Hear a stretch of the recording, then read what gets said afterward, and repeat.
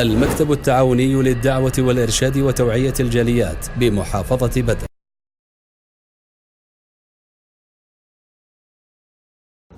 الحمد لله رب العالمين والصلاة والسلام على أشرف الأنبياء والمرسلين نبينا وحبيبنا محمد وعلى آله وأصحابه أجمعين اما بعد.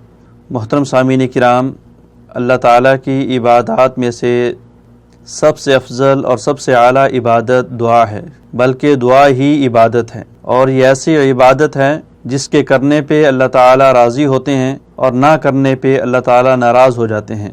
اور جب انسان اس عبادت کو سر انجام دیتا ہے، اللہ سے دعا کرتا ہے، اللہ کو پکارتا ہے، تو اللہ رب العالمین فرماتے ہیں انسان میں تیری شارک سے بھی زیادہ قریب ہوں اور تیری شارک سے بھی زیادہ قریب ہو کے تیری دعا کو سننے والا ہوں۔ لیکن چند شخصیات ایسی ہوتی ہیں جن کی دعا کو ہر صورت میں سنا جاتا ہے۔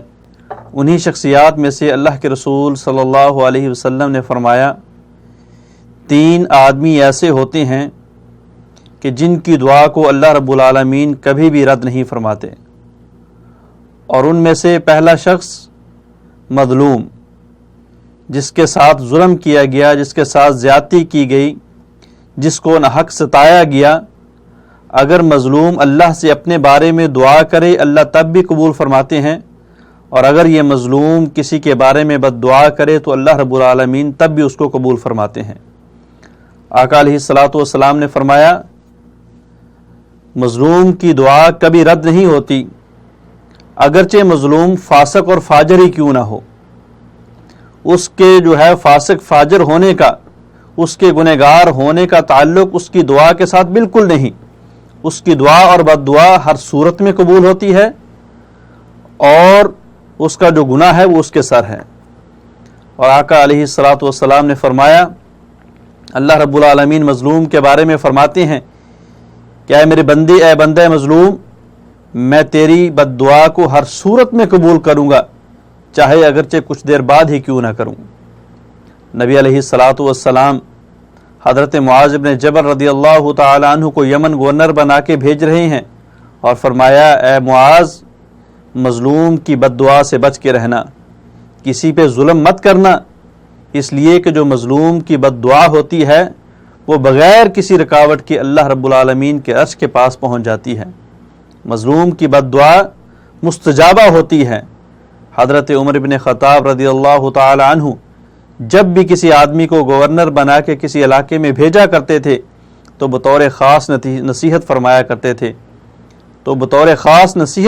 کرتے تھے، حکم دیتے تھے کہ اتق دعوت المظلوم، مظلوم کی بد دعا سے بچ کے رہنا۔ کیوں؟ اس لیے کہ مظلوم کی بد دعا اللہ کے ہاں قبول ہوتی ہے۔ انہی شخصیات میں سے دوسری شخصیت مسافر ہے۔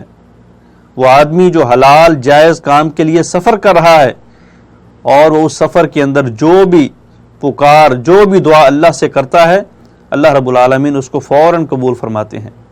اس لیے مسافر کے ساتھ بھی بدتمیزی سے، مسافر کے ساتھ بھی ظلم اور زیادتی سے بچا جائے۔